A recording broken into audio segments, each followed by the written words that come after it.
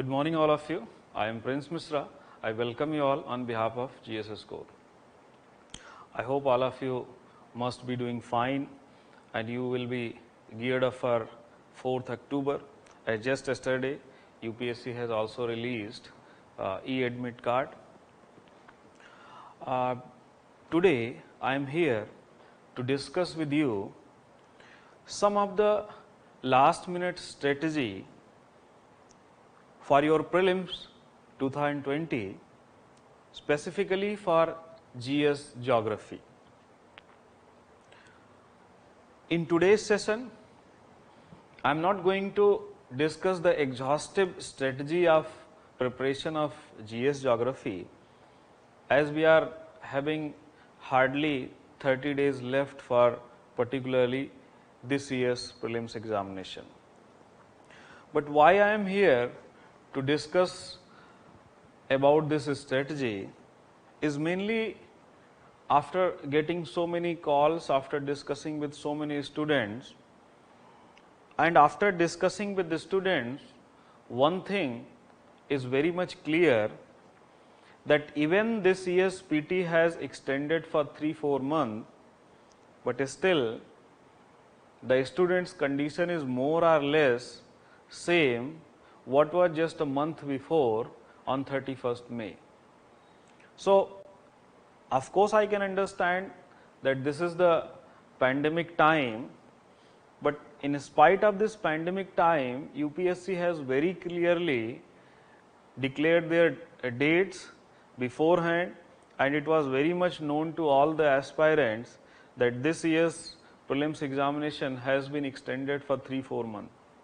But still, most of the students are not able to utilize that time, either because of one reason or other. I am not going in that detail, but I just wanted to convey that some of the things, some of the strategy that you should employ, that you should do in this last minute, in this 30 days, so that to maximize chances of writing mains of this year.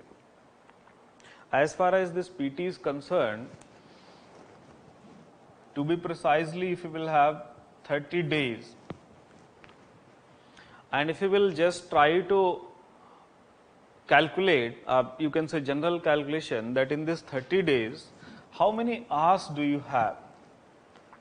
Of course, it will differ from candidate to candidate, but I am very much sure that because it's a, you can say, last lap of the race, and as it's a last lap of the race, so definitely you should put all your efforts, all your energy in this last lap.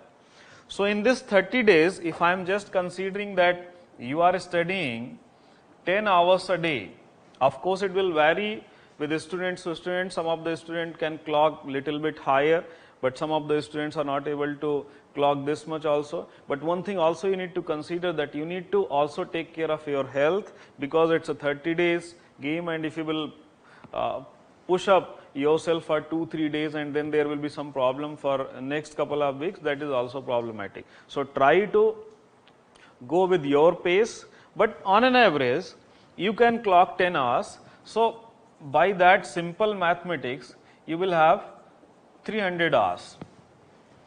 And if you will go simple classification of the subject, then we have broadly geography, history, polity, environment, ecology,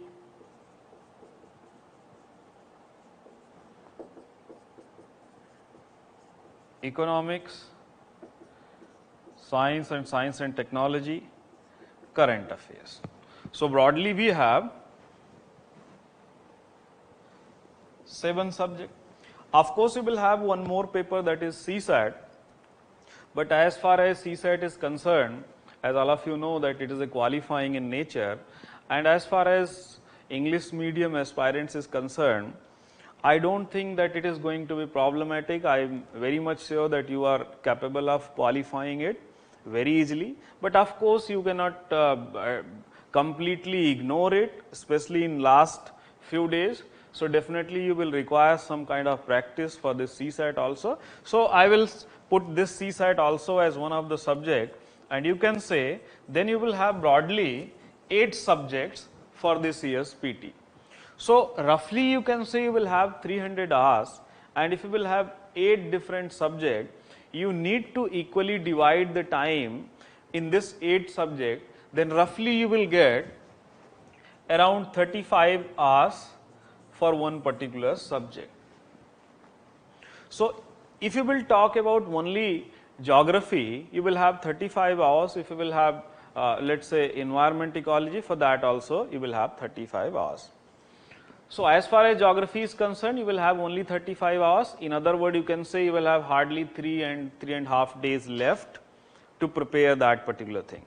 In this 3.5 days time, it is not possible to complete all the aspect of geography. So I am very much sure that most of the students must have completed their basic, most of the students must have completed NCERT class note. They also must have gone through the different test series, they have completed the test and all those things.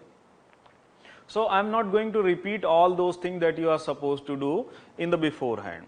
But here I am just going to tell you that what are the different things that you can prioritize in these 30 days. What are the different areas that you can pick out, so that you can maximize your chances of writing particularly mains. As far as PT is concerned, just keep in one thing in mind, that on an average more than 5-6 lakh candidates appear in this examination. 6 lakh candidates that appear in this examination, believe me, more than 50% students are having the same level of capability, same level of knowledge, each and everything. So you are competing with a very large number of students who are having all the traits that is required for this particular examination. So it is not like that you will have only few students and in that few students you are competing. You will have very large pool of talented candidate. But what makes the difference? Why some of the students continuously year on year they will qualify the prelims, whereas some of the students after preparing for 3 years, 4 years, after attempting 2, 3, 4 times, still they are not able to qualify the prelims. Most of the students in their preparation journey, they will have this misnomer that this particular examination, if somebody is not able to qualify the PT, it simply means that he is lacking the knowledge, he is not able to complete his syllabus. That is not right. Believe me, that is not right. The one thing that you need to understand, that especially in this UPSC prelims examination,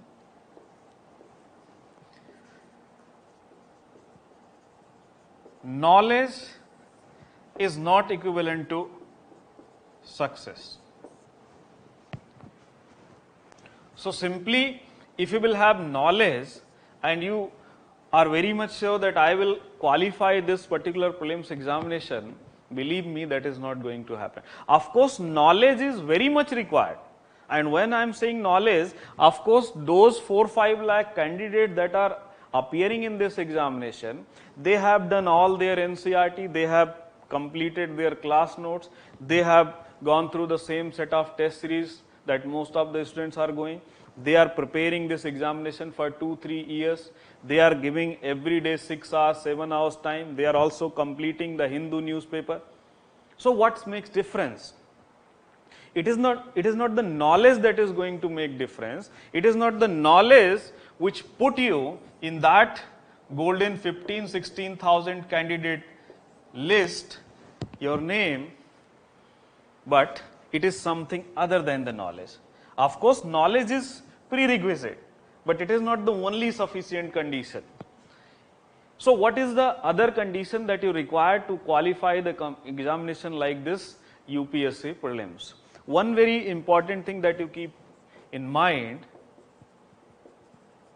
strategy and belief, faith.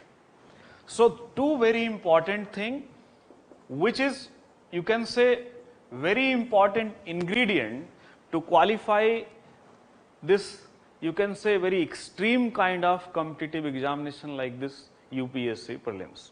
Now, what is the role of strategy and what is the role of belief? Belief is something related to what you are reading, what you are studying, whatever you have materials that you are referring, you should have a belief in that. You should have a trust in that. You need to consider that whatever the material, whatever the notes I am referring, it is more than sufficient to qualify the prelims. Because as most of in my classes and seminar I used to say that it is the belief which you can, with that belief you can transform it into the success, and if you are not having the belief, you cannot. As very famous saying goes on, that is, if you think you can, definitely you can. But if you think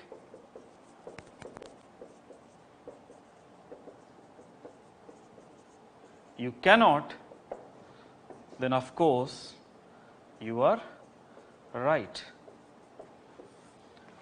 So the bottom line is that if you are having any iota of doubt, if you have doubt in your own mind that I am not going to qualify this year's PT, my preparation is half failed, I haven't completed this NCERT, I haven't gone through this particular set of test series. So definitely if in your mind it's already pre-failed, or might be you will have some other notions this, that if I am not, if I will not qualify this examination, then this will happen or something, then definitely that is going to be true. So just remember this, that it is your belief that is the first step in qualifying this kind of extreme competitive examination. The second part is your strategy. Of course, you should require a very, you can say, good and systematic strategy to qualifying this particular set of examination. As far as strategy is concerned, I am not going to exhaustively discuss related to some other topic of this particular UPSC prelims. I will focus, I will concentrate only related to the geography, what you can do in this geography section to maximize your chances. As far as geography is concerned, if you will go with the previous year's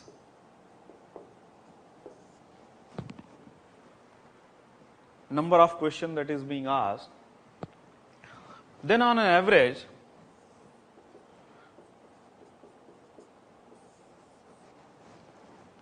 from geography, 10 to 15 questions will be asked. Of course, on higher side, like in 2015, there was around 18 questions. So I am just taking the average. Of course, one very important thing that I want to make it clear, that in UPSC, there will not be any kind of set pet pattern.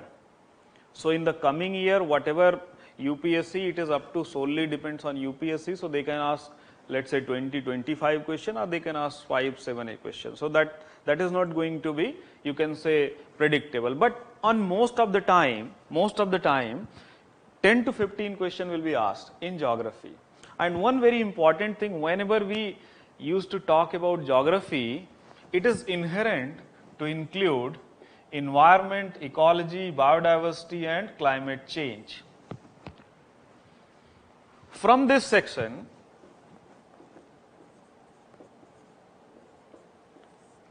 on an average you will get 20-25 questions.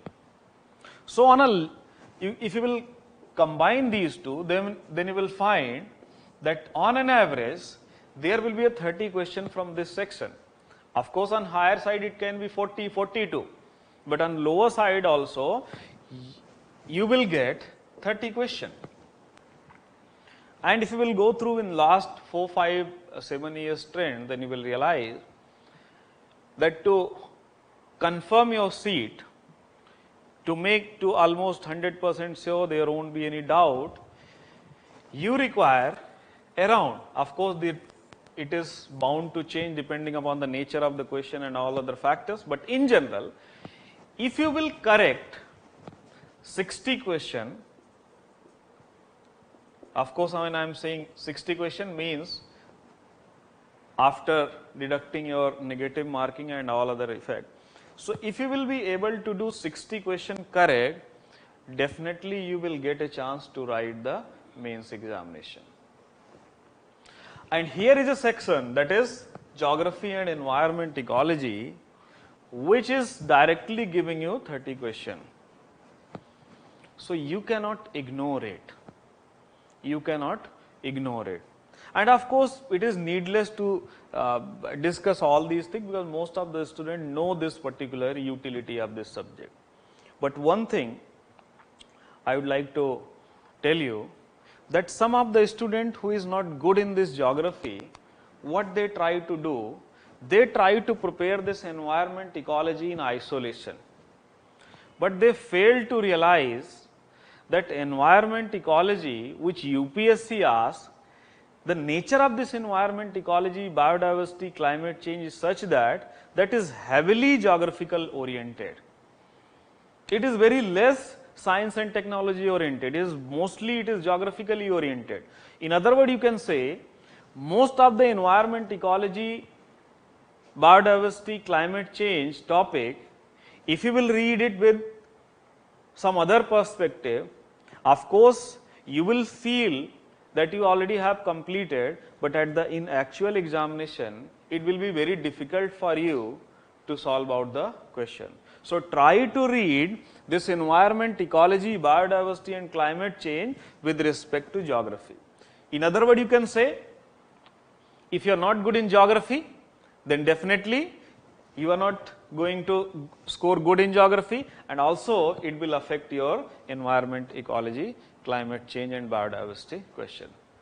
So especially in these 30 days, what you can do to maximize your chances of understanding more and more geography, and of course so that it can help out in preparing environment and ecology. Also, if you will combine both this environment, ecology, biodiversity, climate change and geography preparation, then of course you will have around 70 hours. So in this 70 hours, you can give 30-35 hours to your environment ecology and 35 hours to your geography, but you will have a lot of area that overlaps. So let's say you will have some of the topics related to map. So you can give some of the topics of map to that particular environment ecology. When you are reading map, try to read it in the perspective of environment ecology. Don't read it just for the sake of geography. So that of course you will get 30-35 hours exclusively for geography. Now in this 30-35 hours, what are the different area which you can focus for the geography? As far as UPSC PT is concerned,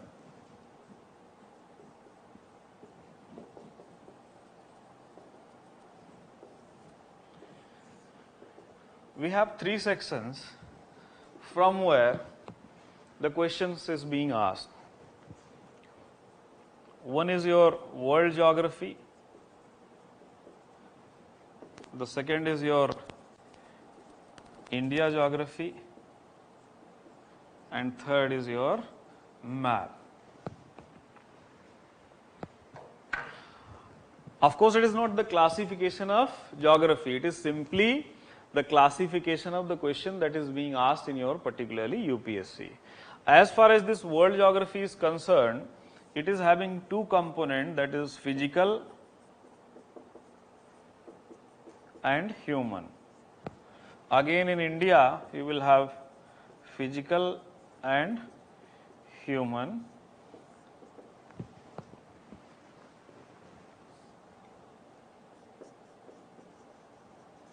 And as far as map is concerned, in map, of course you will have 2 different parts. You can have the question related to the world map and the question related to India map.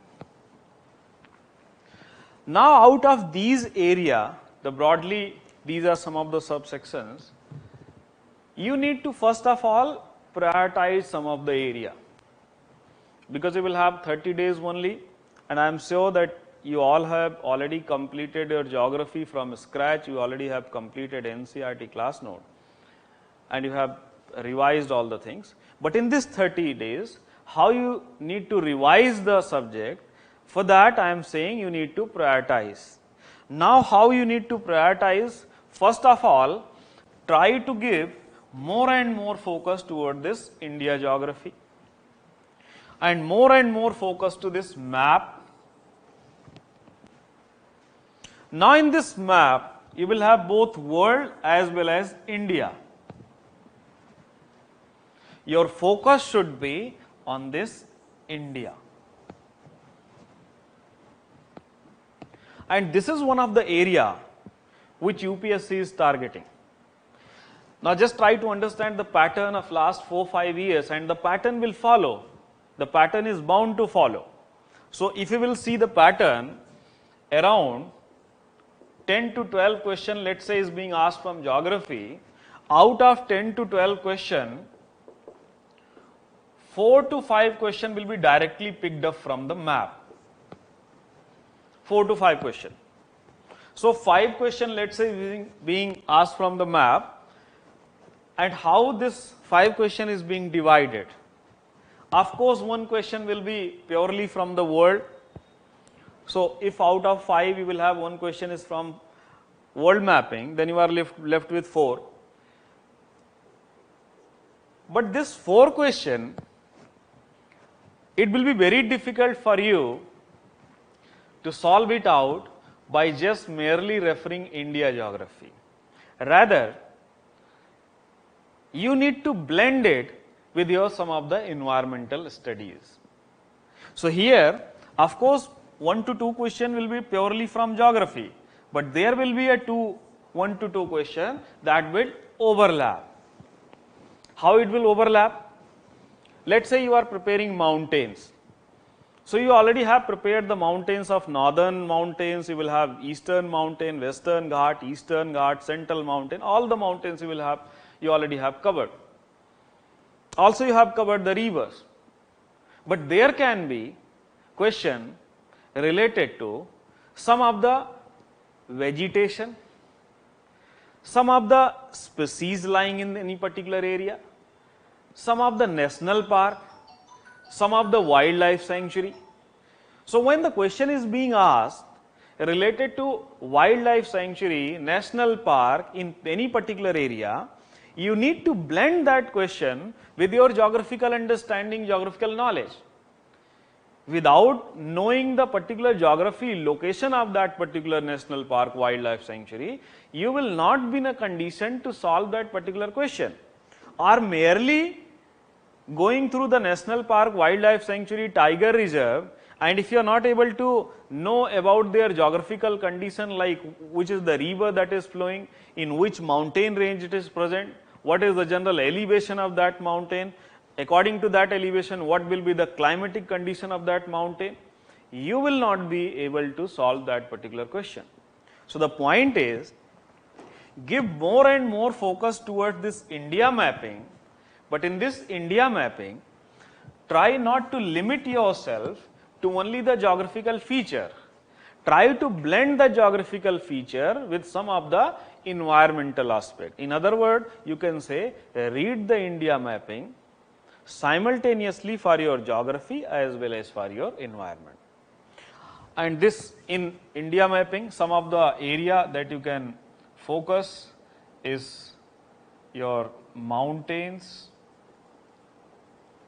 Go through and just revise all the mountains of Himalaya, of Western Ghat, of Eastern Ghat, of Central Plateau, Northeastern region.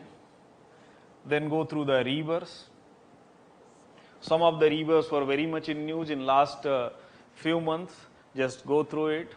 Some of the river disputes of peninsula. Go through it. Try to find out some of the famous dams that has been constructed. So locate that river on which the dams has been constructed.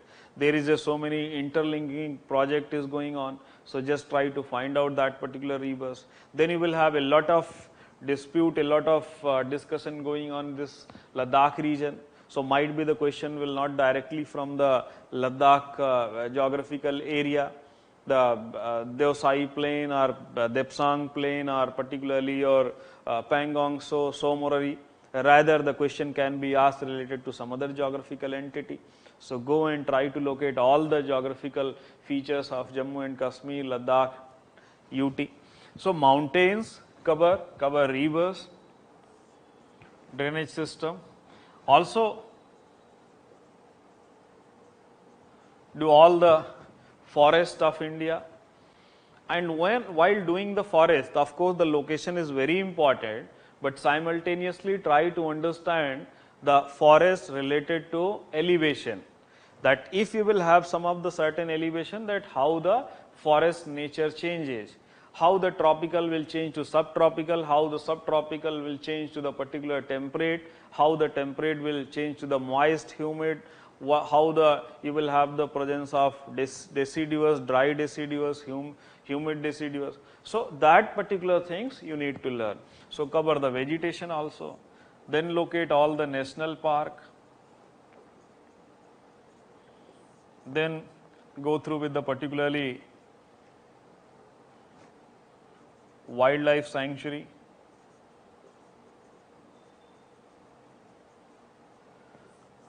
Tiger Reserve. Tiger Reserve was very much in news. Last month there was some of the details has been released by the Environment Minister. So Tiger Reserve, go through all the issues of the Tiger Reserve. So definitely while reading the Tiger Reserve, you need to locate it on the map. So simply going through the Tiger Reserve and reading all the theory, you will not be able to solve out the question. Question can be blend of Tiger Reserve and related to the climatic condition, the geographical feature of that area. So you need to cover both.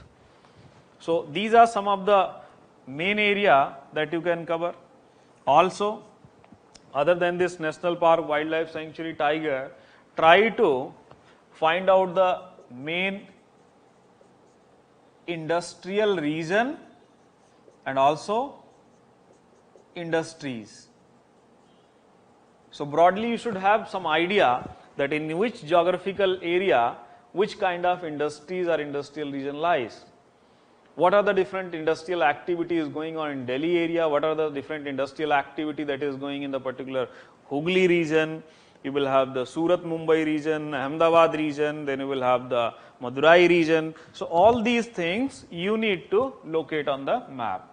So these are some of the area of the map that should be given more and more focus.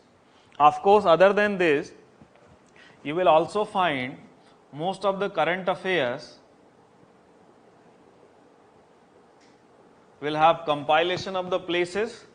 So all the places that is present in your current affair, the current affair you are referring. So whatever the compilation they have related to the places and news, just try to go through and just locate it. And just keep in mind, which I used to say in my class also, never try to just learn. Of course, let's say the particular news is related to Pune. So might be you are from Maharashtra and you have a very good idea about the Pune, where the Pune lies. But as a UPSC aspirant and as a geography student, you need to locate, you need to pick out the atlas and go to the atlas and locate the Pune. And try to locate the Pune in your physical map, in political map, both the map. So what will happen? Most of the time, UPSC has tendency to ask the question based on some of the issues. So definitely, let's say Pune was very much in news in last 5-6 months. So they will not ask directly the Pune. They will ask some of the geographical feature that lies nearby the Pune. So the point is that you cannot only rely on the location which is in the news. You have to look out what are the different geographical feature that particular location is in their vicinity, because the question can be asked from that particular aspect also. So as far as India map is concerned, give more focus. For world mapping, of course, I would just say that whatever you have studied till now in this world map, just revise it. And believe me, if you will revise your class notes, if you will revise whatever you have gone through the NCERT, in more and more probability, the question will be from that particular area. Also, cover the places in news from your current affairs. Here especially in world mapping, I would say, of course, it is applicable for all the subjects and all the sections of any particular subject. Try to just go through previous 5 to 10 years UPSC question paper. Of course, I am very much sure that you must have solved so many test series, but try to solve previous year's question paper of UPSC. Most of the time, especially in world mapping, there is a tendency of UPSC to ask some of the question that has been asked previously. So, some of the question that has been asked in 2012-13 might get repeated. Of course, most of the places will be covered in your NCERT and in your class notes itself, but still, to be safer side, just go through and just solve the last 10 years question paper. It will be, of course, helpful. It will also be a kind of practice, and you might get one of the location based question. So, in world mapping, just do these particular part. Now, coming to the world geography, what are the different aspects? As I said, that if you will have 10 to 12 question, 4-5 question will be directly from the map. So, let us say you will have 12 question. So, out of 12, 5 will be from map, remaining 7 question will be divided in such a manner that around 3 question will be from your physical world geography and around 4 question from your India. So, the point is, the more and more question will be asked from the India geography. So, you should also channelize your preparation in that particular sequence only. First, let us say if you will have 4 days. Now, if you will have 4 days, so one you can say strategy is to just start with the particularly physical geography and just go through and revise all the things. But whether that strategy is going to help you out or not, so it is up to you to decide. But as far as I am concerned, I would suggest try to give more attention in these 30 days to the area from where more and more question is being asked. So, first try to complete your map work, try to complete your atlas work, try to, let us say if you will have 35 hours, so you try to give 1 hour every day to this map. So, in this way if you will give 15 days to the map, you will have 15 hours. So, you can have 7-8 hours for your geography, 7-8 hours for your particularly environment, because map is something where the conceptual understanding of course is you can say less important, more and more important is your particularly locating the places, exactly knowing the places.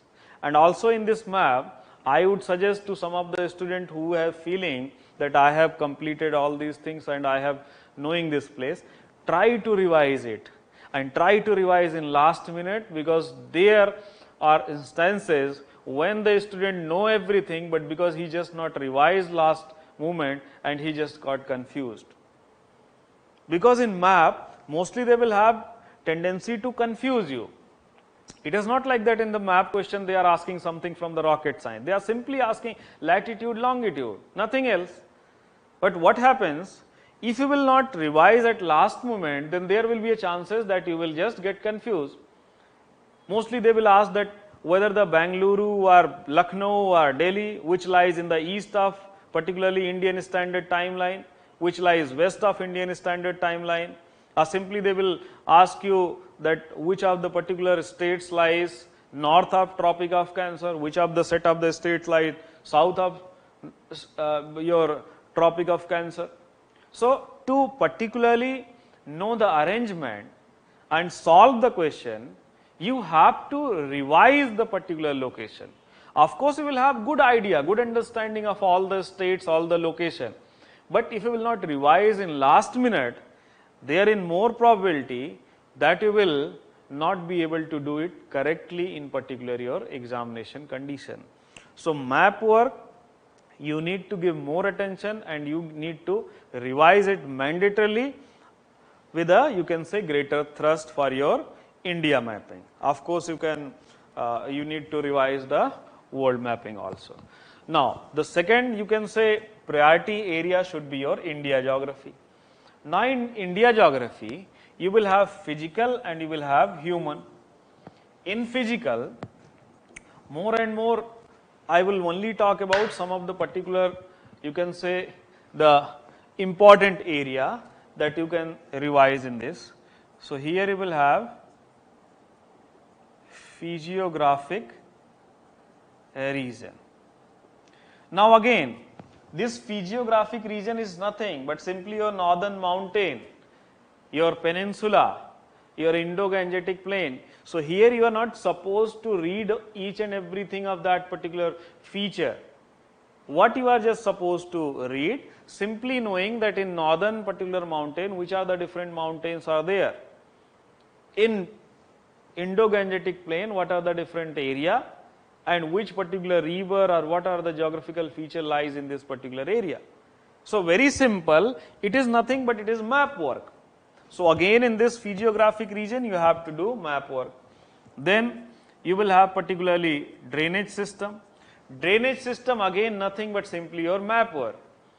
What is the source of Ganges, what is the different places through which this river is traversing, what are the Panch Prayag, where this particular river is draining, which are the dams has been constructed on any particular river, whether this particular tributary is a right bank tributary, left bank tributary, northern river, southern river. So, you just need to do this river related to map work. Then you will have soil. Again, most of the time if they will ask the question related to soil in your particularly prelims, of course, it is a less, you can say, important area for your prelims, more important for your mains, but if they will ask, again the question will be related to map, that in which part of the country you will have the red soil, alluvial soil, yellow soil. So, again you will have to do it in the backdrop of map. Then you will have vegetation, again you will have to do in backdrop of map. Now, one of the topic which you need to cover, which you need to give focus is your climate. And as far as climate is concerned, mostly it is the monsoon. So, this monsoon, most of the time you will get a question from this topic, that is monsoon, in your prelim. So, you need to have some of the idea, good understanding, you need to have clarity of the concept of monsoon, how it affects economy, your other aspect of India, agriculture, people, all these things should be clear to you. So, this particular climate is one of the topic that you need to give more focus related to conceptual clarity, because all the other aspect of this India geography is in one way or other is associated with your particularly map marking. As far as human geography is concerned, mostly you will have two different themes. You will have population and then you will have economic activity.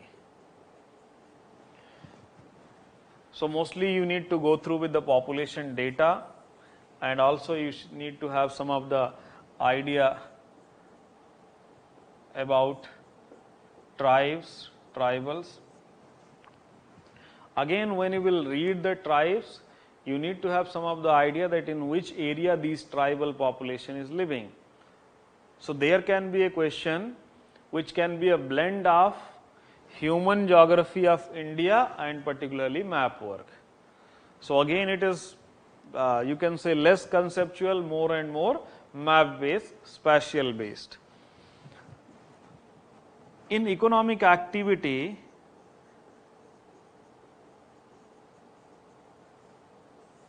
the most important aspect is your agricultural aspect.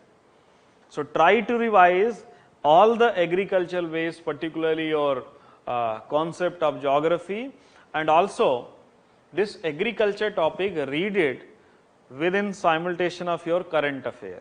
So all the agriculture related schemes that has been announced by the government, and some of the previous scheme that is being run by the central government, you need to read it. And then the major theme that is going on, like you will have 2-3 themes particularly in the present time is going on in the agricultural field. One is doubling the farmers' income by 2022. The second is particularly increasing the productivity of agriculture, two different themes, and one very important theme is expanding the irrigation.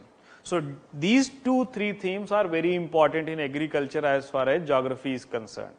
So try to read all the geography current schemes and all the features related to these 3 schemes.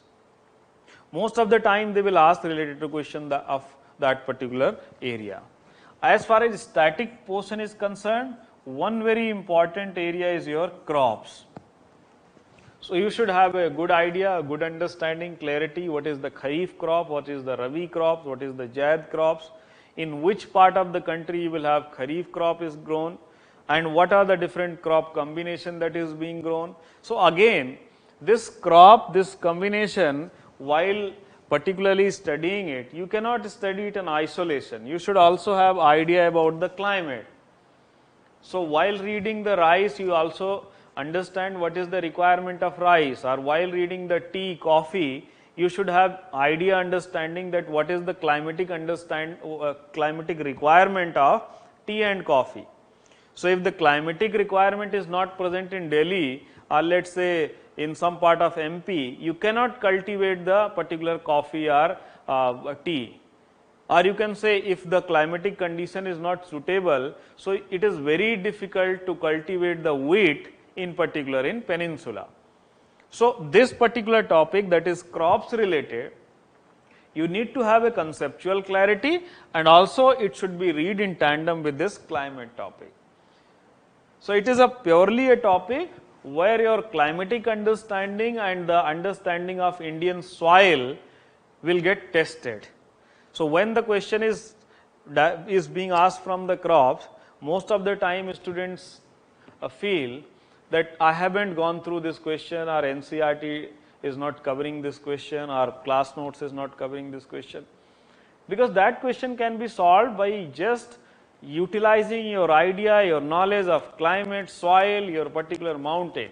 So while compile all these things, you will get the feature, you will get the area, region where particular crops can be cultivated. So this agriculture is one of the themes from where you will get question almost every year. Then you will have question in this particular part is being asked from the mineral resources. So try to just go through and revise the mineral resources, and again in mineral resources just try to understand, mostly the question will be of two nature, either factual or simply spatial in nature. So just go through the coal, particularly iron ore and some other prominent minerals, and try to locate the area, the region, the state where these minerals are being present. So mostly the distribution of mineral is one of the theme from where the question is asked. Now in world geography, again you will have physical and human. In physical, you will have the different aspect, but if you are having very less time, of course, just read the class notes one time, so that will be sufficient for your whole physical geography.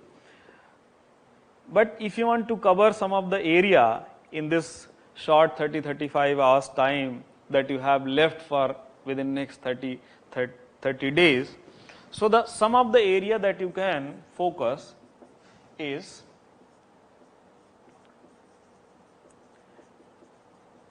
plate tectonic theory, sea floor spreading,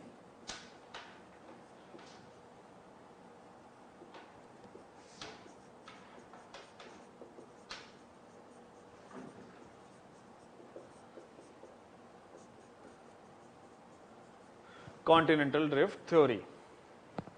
So just go through with these three theories, and also just keep in mind, you are not supposed to go through these three theory in detail.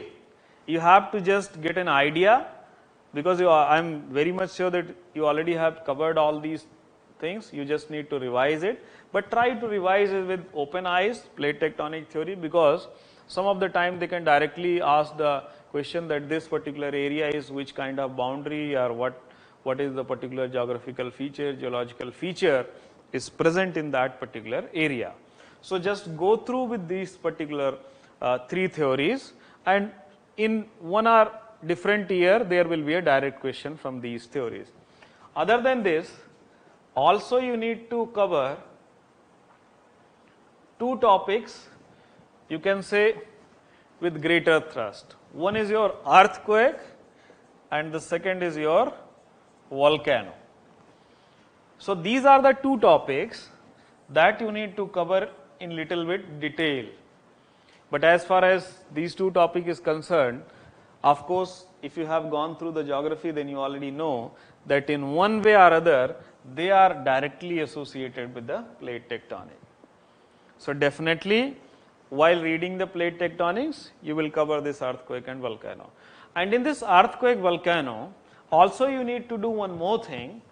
You need to pick some of the locations from your current affair, and you need to look out that what are the different area in the world where you will have more and more earthquake and volcano has erupted in last 6 to 7 months or last 1 year.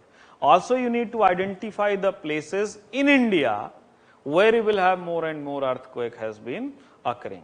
Also you need to look out for some of the probable causes why the particularly earthquake was occurring with a greater intensity, with a greater frequency in last so many years.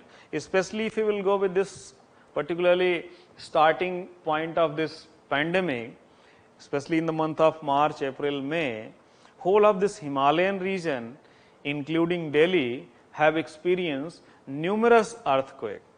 So again you need to revise, you need to go through with your particularly Himalayan mountain origin and some other features related to Himalayan mountain, then you will get an answer that why these places are experienced in so many particular frequent earthquake. So earthquake and volcano is one of the topic that is combination of your static plus your current related topics. Of course, in this particular topic, some of the topics like landform development is not very important, but of course, if the time will permit, then you can go through with some of the landform developed by rivers, some of the landform developed by glaciers, wind, and for that, the simply name of that landform is more than sufficient. So just go through the chapter 7 of your class 11th physical geography NCERT, and in that chapter you will find the landform that has been developed by some of the important geomorphic features. So you will have some of the geomorphic factors, like you will have the wind, you will have the glaciers, you will have the running water, and these particular factors create some of the landform. So the landform created by these geographical features you can go through, and mostly the question can be asked in particular matching, that this particular landform is associated with which geographical factor. So that is more or less sufficient.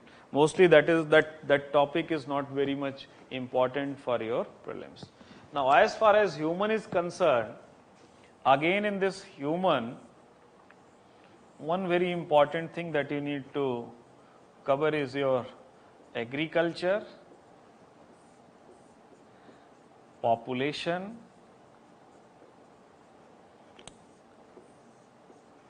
and mineral resources. So in human aspect, more or less theme is same, but here you will have a difference, because when they are asking the human related question, in particularly India related topic, then there will be more and more thrust toward the map. But while asking the question in particularly from world geography, their thrust, their focus will not be toward the map, their focus will be the general understanding, the conceptual understanding of that particular topic. So, it will be easy if you will just go through some of the particular static portion of that particular area.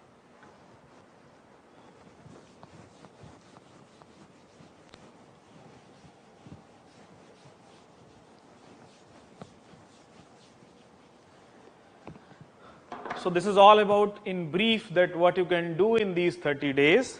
I am intentionally making this video short because I am not, I do not want to waste your time, your precious time that you will have left for next 30 days. So, try to utilize your time, try to maximize your time, and this video can guide you for as a, you can say, last minute strategy, last minute revision for your GS geography, and try to just give some of the extra focus to the area that has been discussed in this video, because mostly the question in last 4-5 years, the trend is clearly visible, and the trend is supposed to continue to follow in the upcoming year. More and more question will be asked from the map base, because one thing also you need to understand, as far as concept is concerned, most of the concept, your concept will be tested in your mains examination. So, do not worry, there will not be any kind of, you can say, wastage of the knowledge that you have gained.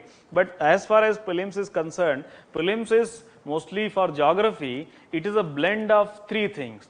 Most of the things you can say static plus current based plus map. So, it is a blend. As far as your particularly mains is concerned, in your mains GS geography, most of the things they can do is they can extend the static to some of the current happenings, but their scope is not that wider, but here in prelims they will have the wider scope. So, that is why in particularly prelims more and more focus will be toward the map, and then you will have the blend of static and current.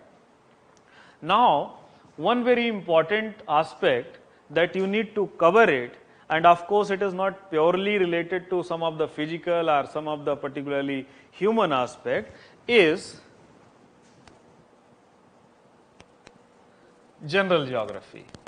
In this general geography, almost in last 4-5 years, every year there has been one question that is being asked, and in this general geography, quickly I will tell you, it is more or less related to the concept building in geography and astronomy related topic. Now, this astronomy, very interesting thing is, this astronomy related topic is also related to the science and technology, but most of the time it lies, you can say, in a gray area, that students are not reading it for purely science and technology perspective, and also the question will be such of the nature that you need not to do the research in that particular thing, you should have some of the basic idea, the brief idea about some of the things. So, in the astronomy topic, some of the things that you can follow is your idea about the solar system. You should have idea about the sun, their features, moon, all the planets, some brief idea. Some of the particular missions that has been launched in last few months or few years. Some of the findings of some, you can say, related to asteroid, meteorites. So, you can go through that. You will have concept of black hole. You will have also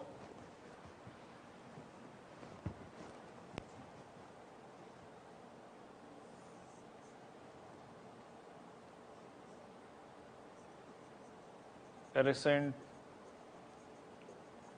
finding related to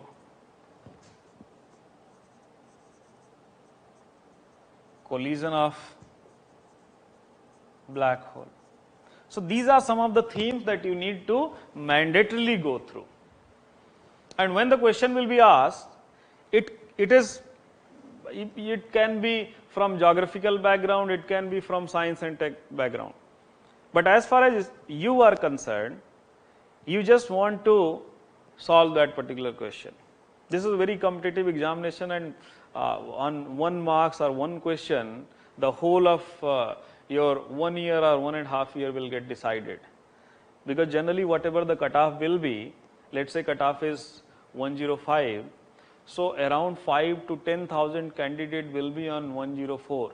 So the 1 marks or 2 marks utility, you will get to know only of that particular after attempting this particular examination. So don't try to just ignore some of the area from where the question is mandatorily being asked. Don't try to ignore some of the basic area, static area, where you can, if you will, let's say, give 2 hours extra, 3 hours extra, and you are very much sure that if you will read this topic and if you will have conceptual clarity of this topic, you will be in a condition to solve the question from that area. So don't do that. Otherwise, you will definitely regret that particular 1 or 2 hours time. So try to just focus these area. These are some of the area that is mostly question is being asked in last 4-5 years. Also in this concept building, it's one of the, you can say, very childlike topics. Some of the students also, especially if they are from the geography optional background, so they take it granted. They thought that it is not, you can say, obvious to read these particular topic, but believe me, there can be some of the confusing. Last year there was a question that was from this particular topic, and a lot of students have committed mistake, and that was very basic. If you will go and you will ask any 7th or 8th standard student reading in any school, and if you will ask with that particular child, he or she would be able to solve that question. But most of the candidates have made mistake, but they had made mistake not because of their knowledge, but they have made mistake because they haven't revised it in last minute, and because of that they got confused in the particularly examination. So don't try to ignore the topics like latitude, longitude, then you will have rotation, revolution, seasons, concept of seasons, concept of day and night, concept of international date line. All these concepts are very important, and these are the concepts that you can revise in, let's say, half an hour or 40 minutes. So half an hour, 40 minutes, you can revise all these topics, and most of the time you will get a question from this topic. So in this short video, I have just tried to clear most of the doubt that students have related to GS geography part, and I hope that this video will help you out to channelize your preparation of GS geography in last 30 days. Thank you all.